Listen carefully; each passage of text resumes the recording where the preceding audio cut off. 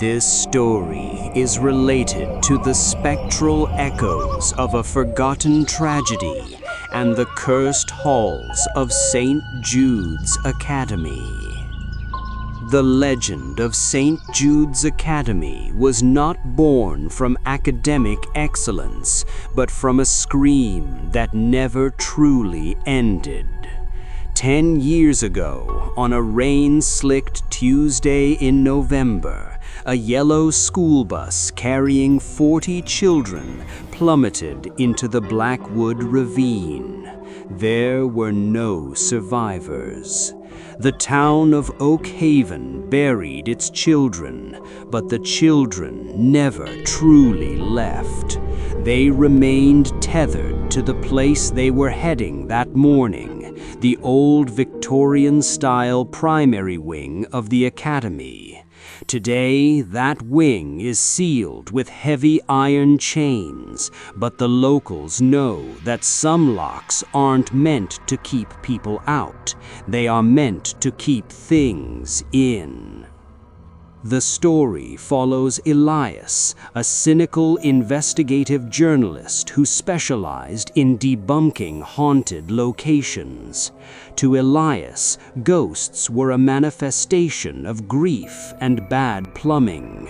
For the 10th anniversary of the Blackwood Massacre, he obtained a permit to spend a full night inside the abandoned wing.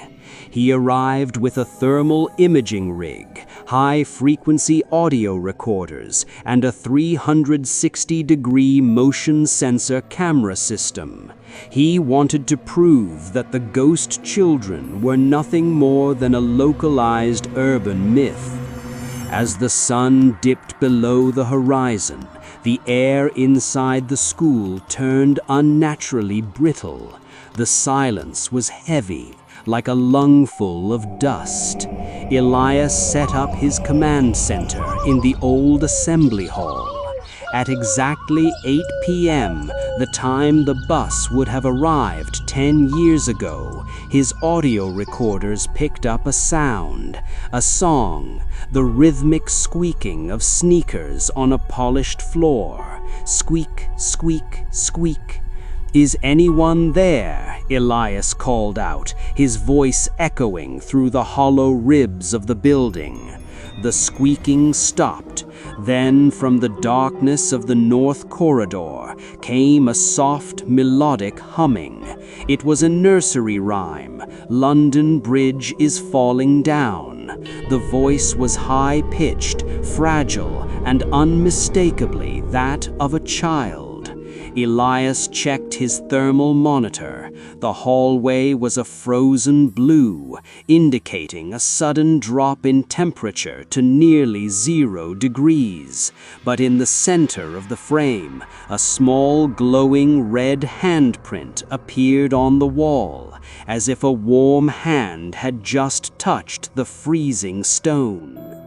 Driven by a mix of fear and professional curiosity, Elias followed the sound. He reached classroom 4B, the class most of the victims belonged to. The door, which had been locked from the outside with a heavy padlock, slowly creaked open. Inside, the desks were still arranged in neat rows, covered in a decade of grime. On the chalkboard, the date November 12, 2016 was still written in faded chalk. Suddenly, his motion sensors went into a frenzy. Beep, beep, beep, beep, beep, beep. Elias swung his flashlight around. The beam hit a row of lockers. One by one, the locker doors began to slam shut with violent force. Bang! Bang! Bang! Between the slams, he heard the frantic giggling of multiple children. It wasn't the sound of happy play. It was a jagged, hysterical sound that grated on his nerves. "I have a camera! I can see you!" Elias shouted, his bravado crumbling. He looked at his monitor. The 360-degree camera showed 30 children sitting at their desks. They were translucent, their skin a bruised, watery blue. Some were missing limbs, others had faces that looked like shattered glass, the physical manifestations of the bus crash impact. They weren't looking at the front of the room. They were all staring directly at Elias. One boy, whose head was tilted at an impossible broken angle, stood up. His name tag, pinned to a blood-stained sweater, read Leo. Leo pointed a pale, trembling finger at Elias and whispered, "Teacher says you're late for the field trip."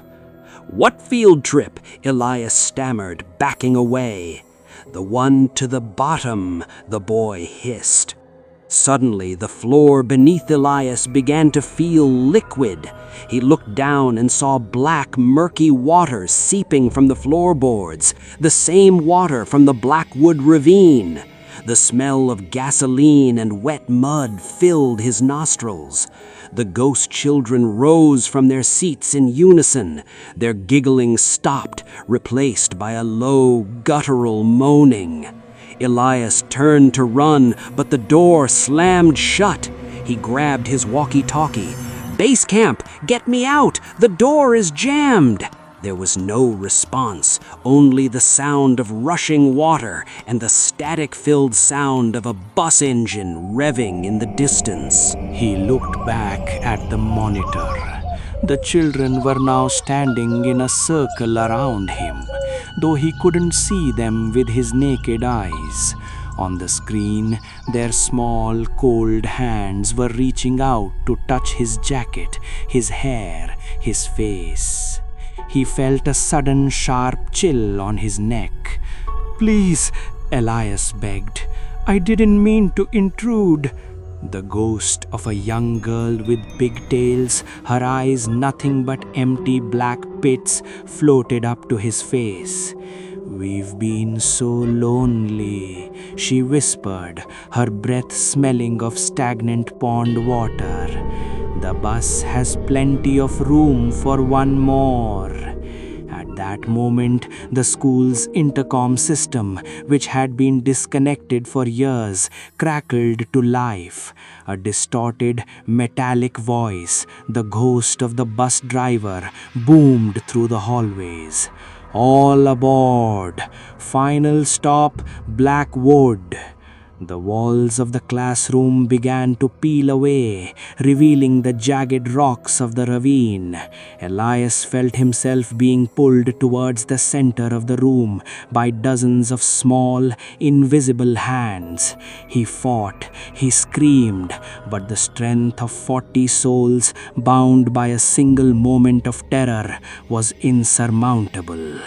His camera recorded the final image, Elias being dragged into the floor as if the wood were quicksand, his face contorted in a silent plea for mercy. The next morning, the police found the primary wing exactly as it had been, locked and silent.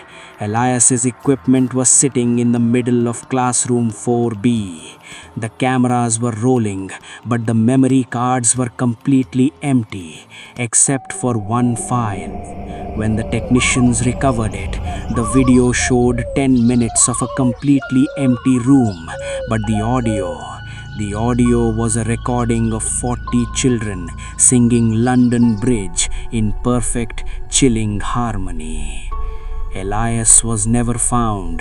However, locals say that now, when the wind howls through the Blackwood ravine, you can hear a 41st voice among the children, a deeper, panicked voice that cries out for a world that can no longer hear him. St. Jude's Academy remains closed, a tomb of brick and mortar where the bells don't ring for class but for the departed.